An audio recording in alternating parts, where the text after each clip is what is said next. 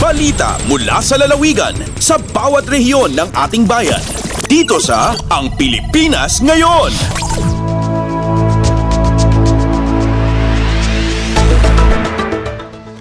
Narito na ang bugso ng ating mga regional news. Dumako muna tayo sa rehiyon ng Luzon. Tourist arrivals ng Nueva Vizcaya nitong nagdaang taon umakyat pa sa mahigit 170,000. Narito ang buong balita na ihahatid sa atin ni April Racho mula sa Tuguegarao. Ginmato ti bilang dagiti di maraya turista agpada lokal ka naggapu iti sa Bali Pagilian iti probinsya ti Nueva Vizcaya iti taon 2023 sigun kini Provincial Tourism Officer Maricel Costales dumanon iti 174,061 ti pakabuklan na tourist arrivals iti napalabas sa taon akada ito kat 1,673 dagiti foreign tourists kabayatan a 172,388 dagiti domestic visitors iti nasawa datos dumanon iti 416,355 dagiti excursionists wenno dagitay mauawagan ka same day visitors. Naamuan iti Tourism Office ti probinsya nga adayuan at nga to dayto ni idasig iti dimaray kadagiti napalpalabas sa tawon asaan pay adumanon iti isa nga gasot aribo at tourist arrivals. Sigun kini Costales mangpanpanagnaglaang daytoy a mabigbigbigan ti tourism industry ti probinsya agraman kadagiti taga sa Bali a nasyon. Ti Lower Magat Ecotourism Park ti ili ti Jadi ken di Kapisaan Cave System iti ili ti Kasibu imununa kadagiti tourist destination city probinsya. Manipud Tuguegarao City dahito ni April sa Lucon Racho para iti Radyo Pilipinas World Service. Balita mula sa lalawigan sa bawat rehiyon ng ating bayan. Dito sa Ang Pilipinas Ngayon. Inyong napakinggan ang ulat ni April Racho mula sa Tuguegarao. Dumako naman tayo sa Baguio City, mahigit 115 million pesos na halaga ng farm inputs ipinamahagi ng Department of Agriculture o DA sa mga magsasaka sa Cordillera. Ang kabuang ulat, ihahatid naman sa atin ni Jong Munar. Kindaulwan ni Department of Agriculture Secretary Francisco Kiko Chiola Laurel Jr. iti turnover ceremony ti farm ken fisheries equipment ken supplies ngagbalor ti 115.46 million pesos para kadagiti mannalon ditoy Cordillera. Tarigagay iti ahensya mapasaya at pa iti food production ken sustainability ti rehiyon. Dagiti na ipay matulong ket pakairamanan ti recirculating dryer manipod ti Philippine Center for Post-Harvest Development Mechanization apag numaran ti Singapore Farmers Cooperative and Associations, multi-cultivators, manipod iti high-value crop development program, akas iti vegetable seeds, ameliorant, high-density polyethylene pipes, para kaditi rice farmers ang apektaran iti Typhoon Egay, ken inna mga irrigation project nga adan pakabukla na balor nga dumanon iti 41 million pesos para kaditi probinsya dito rehiyon Cordillera. Naragsakan ken nagyaman nagiti farmer beneficiaries dito rehiyon, gapo iti suporta na awat da manipod DA, the turnover ceremony program kat naangay iti Agricultural Training Institute National Training Center iti Department of Agriculture sa Benguet State University. Manipod iti Radyo Pilipinas Baguio, Jong Munar nang ipadamag para iti Radyo Pilipinas World Service. Balita mula sa lalawigan sa bawat rehiyon ng ating bayan. Dito sa Ang Pilipinas Ngayon.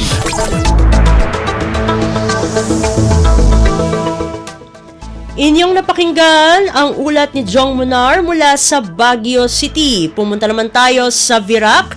Grupo ng Language and Literature Teachers mula sa Bicol magsasagawa ng International Conference sa Catanduanes. Ang detalye ng balita, ihahatid sa atin ni John Tatad. Nakakatalaan na magkukondusyer nin Language and Literature International Conference ang Bicol Association of Language and Literature Teachers of BALT sa maabot na Oktubre ngunya na taon digdi sa probinsya nin Catanduanes. Ini pinag-anunsyo kan lokal na gobyerno nin Catanduanes makalihis na mag-courtesy visit ang mga representante kan nasabing grupo kay Governor Joseph Cua kan nakaaging semana. Obheto kan mga kamaistrahan kan nasabing grupo sa aktibidad na ini na ipresentar ang man iba-ibang international speakers asin presenters hali sa manlain-lain na nasyon na nagsasagibokan sa indang mga research sagkod fieldwork, mapadapit sa lengguwahe sagkod literatura, partikular na itong nakatutok sa diversity, equity asin inclusivity. Susog man sa Provincial Tourism Office kan Catanduanes, ang komperensyang ini magsishare bisubuot na mahalagang oportunidad tanganing maipamidbid sa mga partisipante an mayaman asin man iba-ibang tourism portfolio kan probinsya. Hali digdi sa Radyo Pilipinas Virac, ini si John Tatad para sa Radyo Pilipinas World Service. Balita mula sa lalawigan sa bawat rehiyon ng ating bayan. Dito sa Ang Pilipinas Ngayon.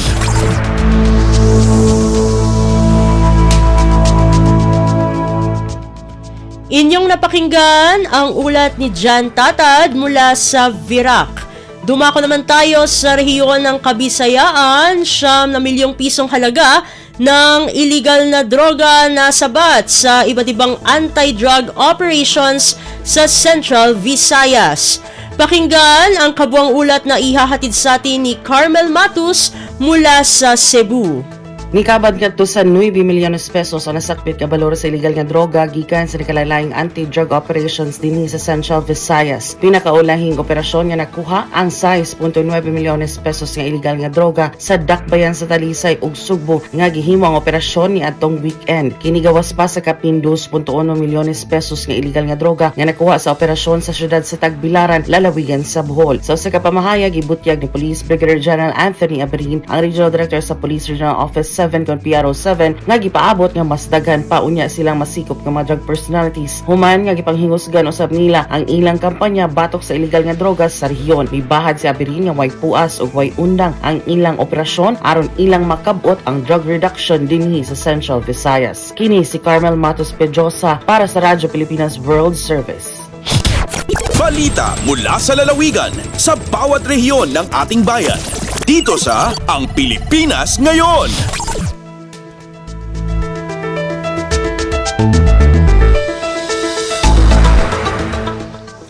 Inyong napakinggan ang ulat ni Carmel Matus mula sa Cebu. Pumunta naman tayo sa Iloilo. Dinagyang Festival matagumpay na idinaos sa Iloilo City. Ang detalye ng balita ihahatid sa atin ni Emmy Santiagudo.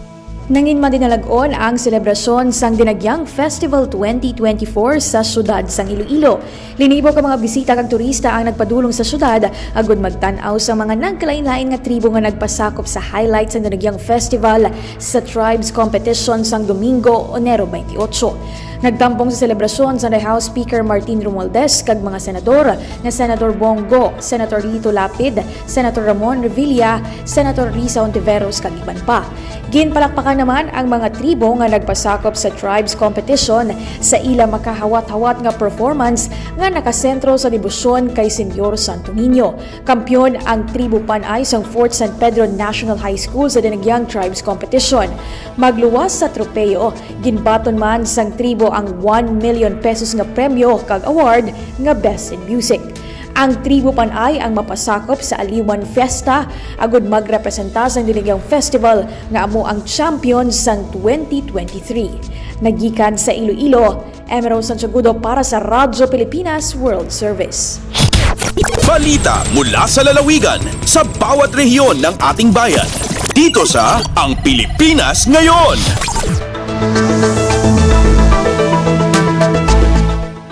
Inyong napakinggan ang ulat ni Emmy Santiagudo mula sa Iloilo. Dumako naman tayo sa rehiyon ng Mindanao. Orientasyon ukol sa child-friendly local governance audit isinagawa ng pamahalang panlalawigan ng Cotabato. Ang kabuang ulat ihahatid sa atin ni Marcel Dasalia mula sa Davao. Mas gipakusgan pa sa lokal nga kagamhanan sa probinsya sa Cotabato ang paghatag og bili sa katungod sa mga kabataang Cotabateño pinaagi sa gihimong panagpulong kaniadtong adlong Biyernes, Enero 27 labot sa Child Friendly Local Governments Audit Provincial Interagency Monitoring Task Force kauban ang mga City Municipal Council for the Protection of Children. Tumong niini nga mahatagan og giya og kaalam ang council labot sa Child Friendly Local Governance Audit kon CFLGA ug hisgutan ang PCPC budget sa probinsya. Pinaagi sa CFLGA, mahatagan og prioridad ang programa alang sa mga kabataan nga makatabang aron nga ampingan ang ilang katungod base sa CFLGA indicators. Gitambungan ang maong panagpulong sa Provincial Social Welfare and Development Office ug Department of the Interior and Local Government. Gikan dinhi sa Radyo Pilipinas Davao, Maselma Montasalia para sa Radyo Pilipinas World Service.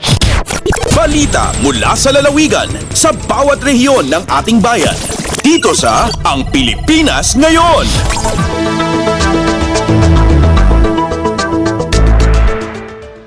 Inyong napakinggan ang ulat ni Marcel Dasalia mula sa Davao.